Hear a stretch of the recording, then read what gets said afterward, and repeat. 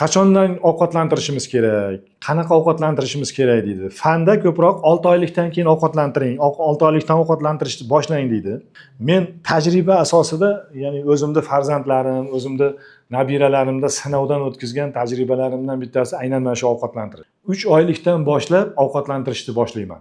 Men boshqa onalarga ham xuddi shu narsani beramanki, agar mana shunday qilsa, mana 3 oylikdan boshlab kuniga guruchni donasiday jicha sabzi, kartoshkani ko'proq tavsiya qilmayman. Kartoshka hozirgi kunda o'sha yaxshi mahsulot qatoriga kirmayapti.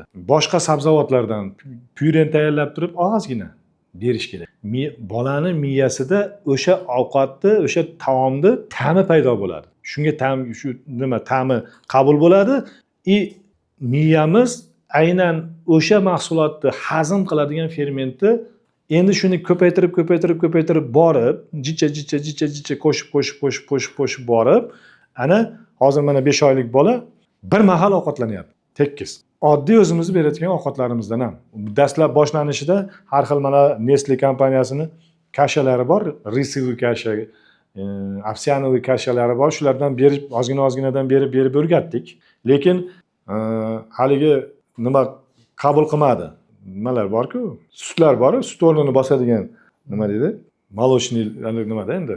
Yo kasha emas ular. Sutda endi shularni qabul qilmadi, lekin kashani iste'mol qildi.